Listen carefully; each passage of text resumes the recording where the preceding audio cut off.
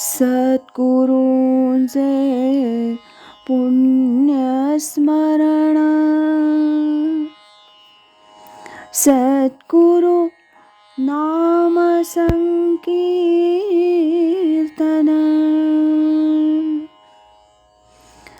सद्गुरु गुणानुवाद गान, श्रवण मनन सद्गुरूंचे,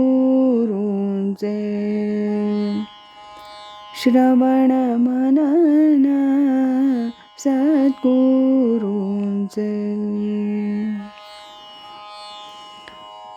आज ऐकूया स्वामी स्वरूपानंद एक अलौकिक राजयोगी या ग्रंथातील प्रकरण 8 स्वरूपानंद दर्शन. यामध्ये मुंबईचे ॲडव्होकेट R.V. जोशी यांनी लिहिलेली आठवण सूर्यप्रकाशाच्या तेजात याचा भाग 4.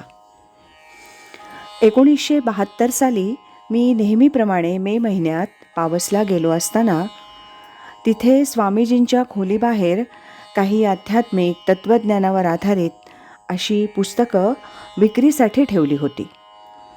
ते पाहून त्यातली काही पुस्तकं विकत घेण्यासाठी मी त्या टेबलापाशी गेलो. त्यातली 2 पुस्तकं मी विकत घ्यायचं ठरवलं आणि त्यासाठी मी माझ्या वॉलेटमधून पैसे काढायला लागलो. तेवढ्यात माझ्या मनात एक विचार असा आला की ही पुस्तकं आपण विकत घेण्यापेक्षा स्वामीजींनी गुरुदक्षिणा म्हणून ही पुस्तकं मला भेट दिली तर. हा विचार माझ्या मनात आला, पण मी तो कुणाजवळ व्यक्त केला नव्हता. मला माहीत होतं की स्वामीजी नेहमी पुस्तकं भेट देऊन गुरुदक्षिणा परत करत असत. त्यामुळे माझ्या मनात अशा प्रकारचा विचार आला आणि त्या विचाराला अनुसरून मी पुस्तक खरेदीसाठी बाहेर काढलेले पैसे पुन्हा वॉलेटमध्ये परत ठेवले आणि स्वामीजींच्या दर्शनासाठी खोलीमध्ये गेलो. आणि थक्क होण्याचा आणखी एक प्रसंग घडला.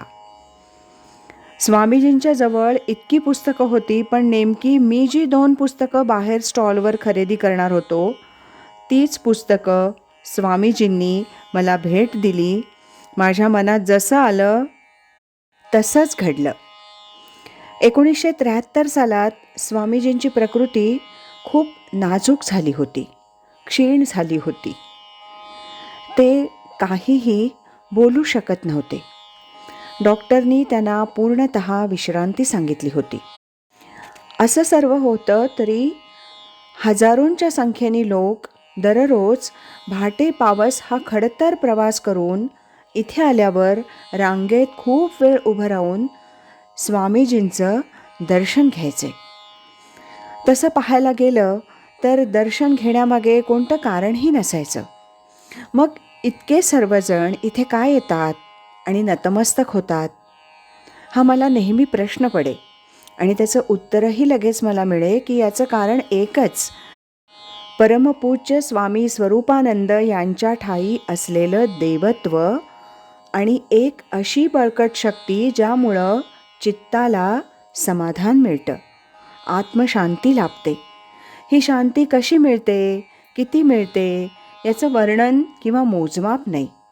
ते प्रत्येक व्यक्तिगणिक बदलतही राहतं आणि प्रत्येकाला आलेली प्रचिती ही वेगळीच असते. म्हणून परमपूज्य स्वामीजींच्या दर्शनाचा आनंद प्रत्येकासाठी अवर्णनीय असाच आहे. हा होता भाग 4. उद्याच्या भागात आपण भाग 5 ऐकणार आहोत. श्रीमद सच्चिदानंद सद्गुरु श्री स्वामी स्वरूपानंद महाराज की जय. हरि ओम तत्सत.